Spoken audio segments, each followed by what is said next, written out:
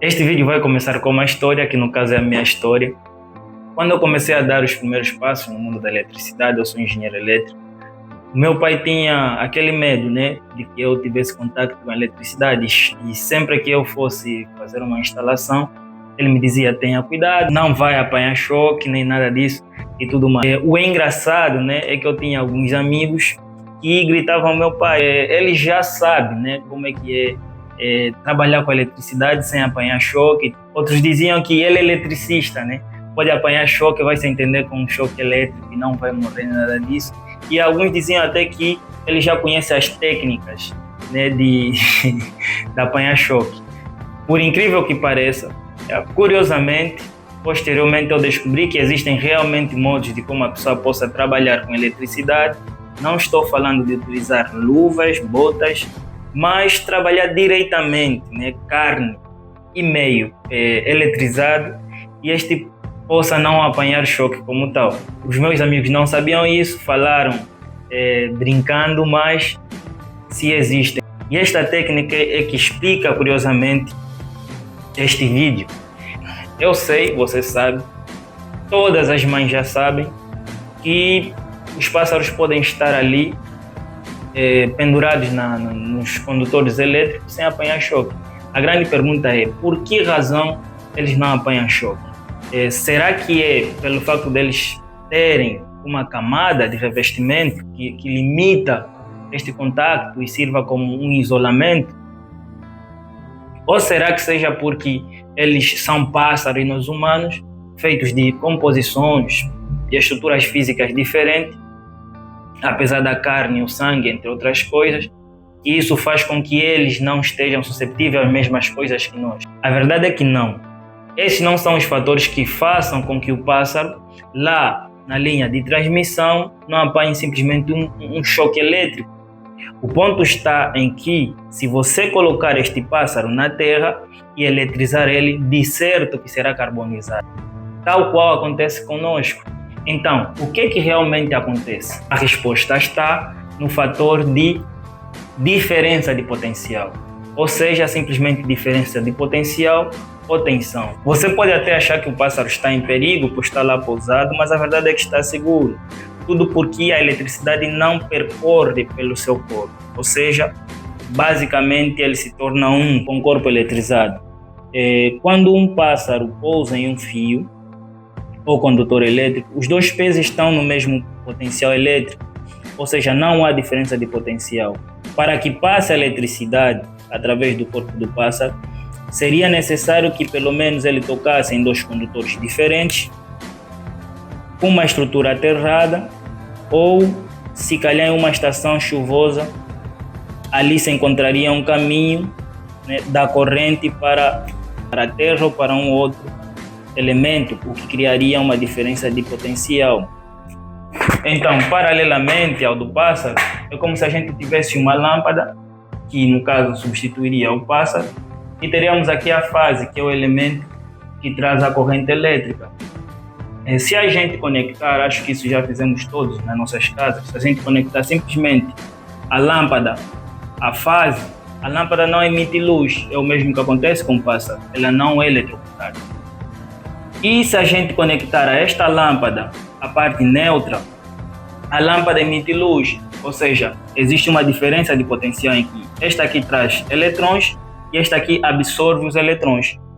Logo, existe uma corrente no interior do pássaro, da nossa lâmpada, o que por consequência vai fazer com que este pássaro, se for pássaro, este corpo, né, no caso, se for pássaro, morre eletrocutado, se for lâmpada, emita luz, e se for um outro dispositivo elétrico, possa funcionar de acordo à característica do tal aparelho elétrico.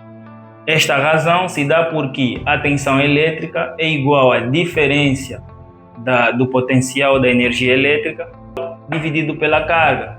E se esta energia potencial for igual a zero, ou seja, não existir diferença aqui, a tensão será também igual a zero. Logo, não existe intensidade, que é o movimento de eletrões sobre o corpo. E inversamente, se a energia potencial for diferente de zero, logo a nossa diferença de potencial não será igual a zero, e haverá intensidade percorrendo num corpo. Então, preparei um experimento para isso e posso ilustrar. Este exemplo é para maior de 18 anos, quer dizer, não bem maiores de 18 anos, mas se você tiver ciência do que estás a fazer, entendes todos os procedimentos e cuidados por se ter, então podes também testar, mas não é recomendável. Vamos lá. Temos ali os nossos condutores conectados à tomada e um deles está conectado à lâmpada, que consequentemente ela não emite luz por ausência do outro, mas se eu aproximar cuidadosamente esta aqui, ela chega a emitir luz. Isso porque existe diferença de potencial, ou seja, a eletricidade entra e tem um caminho por onde seguir, que geralmente é o neutro da central elétrica. Esse fenômeno pode acontecer também com o nosso corpo. E para ser mais em frente, eu mesmo servi de cobaia, estando aqui isolado sobre uma madeira que me separa da terra, que é um dos principais elementos que absorve a eletricidade ou devolve a eletricidade. Se eu conectar aqui, ela acende, mas se eu vir tocar aqui, por exemplo, não apanho choque, obviamente. Aí você pode falar, não, está tocando no neutro.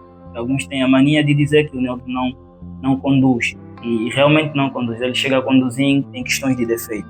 Mas se eu saio do condutor preto e vou para o condutor azul, você pode ver que também não estou apanhando choque. Mas você aí na tua casa tocou num condutor eletrizado por aí fora, apanhou um choque, como eu disse. Isso se deve a que a pessoa esteja, principalmente nos nossos casos que andamos na Terra, em contato com a Terra. A Terra é vista como um elemento de grande massa que geralmente ela pode ou soltar eletrões ou absorver eletrões. Tanto é que a própria Terra também é utilizada como neutro. Esse neutro que a gente tem nas nossas casas é no fundo um aterramento que se faz de um cabo ligado à Terra, passo o termo. Este aqui é um conhecimento primordial que é utilizado para os linheiros. Pessoa que trabalha numa empresa elétrica, mas na área de transmissão de eletricidade. Essas pessoas muitas das vezes trabalham sem cortar o fornecimento da energia elétrica. Isso se vê em alguns países, outros não. Muitas das vezes por política da própria empresa, para preservar o fornecimento de eletricidade, respeitando o direito do consumidor em ter um serviço que ele está a ser pago, e se repara principalmente em grandes cidades, ou justifica-se mais em grandes cidades, como Rio de Janeiro, São Paulo, poderia ser Nova York, Dubai, por aí fora. Cidades que o consumo de eletricidade é excessivamente justificável. E, obviamente, para pôr em prática esta técnica, não se recorre simplesmente ao que eu fiz aqui, porque é algo meio amador, não é? Como linheiro lá envolve outras coisas, é uma equipe especializada, o nível de eletricidade e tensão é excessiva, aqui tenho 220, mas se for comparado a um setor de transmissão, lá pode exceder a uns 16 mil volts. Existe toda a estrutura que devem se ter em consideração para que um profissional execute esse serviço sem o corte da eletricidade como tal. Então é isso, meu caro. Se você gostou, partilha com quem você acha que lhe seria interessante. Deixa aqui o seu like, comenta o que você achou interessante. E se tiveres alguma dúvida, comenta aqui abaixo que eu também vou lá esclarecer. E se alguém te perguntar por que os pássaros não morrem eletrocutados e você apanha choque, aí já tens a tua resposta. Comenta ali, deixa o teu like, siga o canal, estamos juntos.